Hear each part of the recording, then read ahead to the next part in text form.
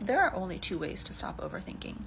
So I'm a psychologist and I have a lot of experience with overthinking. This is something a lot of us do. And overthinking works in a cycle. So essentially, the way that overthinking works is that we essentially have a cycle of emotion and behavior. So in order to continue the overthinking cycle, we need to do this. So we need to have a state of confusion, of not knowing what to do. So we have confusion as our emotion.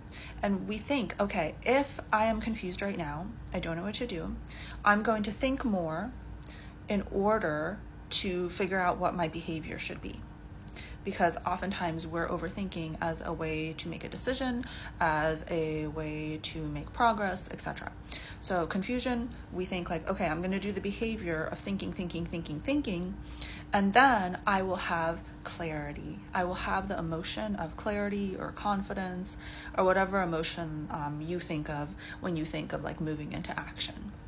And so we think, if I just do the behavior of thinking, I will change my emotion from confusion to clarity, and then I will do a new behavior. And that behavior will finally get me to act. And unfortunately, this is like not true at all. Like, this is a complete fallacy that the mind creates as a way of avoiding things. Or maybe it's just kind of a bug in the mind that exists. We're not really sure. It's probably different things for different people. But if you engage in this cycle, it's very unlikely you're actually going to move to that action state, that state you really want, the clarity. And so in order to break this vicious cycle of overthinking, you can intervene at either point. So you can intervene at the emotion, the confusion, or you can intervene at the behavior, the actual like thinking. And so in order to intervene at the emotion, what you would do is you would need to really like understand that most of us are acting in a state of confusion. Like, I often don't know what to do. Like, I have no idea. Like, I have no idea what I'm doing here. And so it's the acceptance of understanding that confusion is typically the state that you're going to get. Like, this is what you have. You're not going to get the clarity state. Like, most people just don't get that. And so you're just going to have to take the confusion and act from it.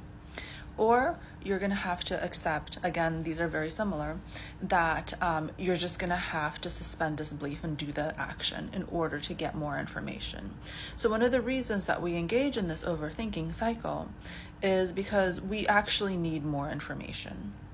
And we're too scared to go gather more information because that would mean putting ourselves out there and taking a risk and doing an action that could potentially be detrimental to us, or we're just scared to do, or maybe we think it won't pay off.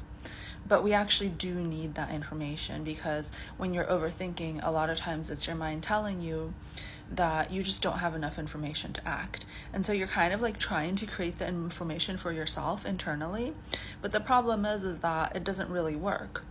What you need is information from the external world, something you've tested in the external world that will let you know that this is moving me closer or this is moving me farther away from what I want. And then you can incorporate that information. And typically what happens is that when you get a little bit more information by taking an action, then you get more clarity, and it's kind of like a virtuous cycle then, right? And so you kind of have to suspend disbelief and just move into action, or realize that you're probably going to spend most of your life acting from confusion. Either of those are okay. And you can kind of bounce between the two. You don't have to just choose one. But if you're overthinking, this is the cycle you need to break, because thinking more is not going to get you out of overthinking. This is essentially the lie that the mind tells you, and that's what's keeping you stuck in overthinking.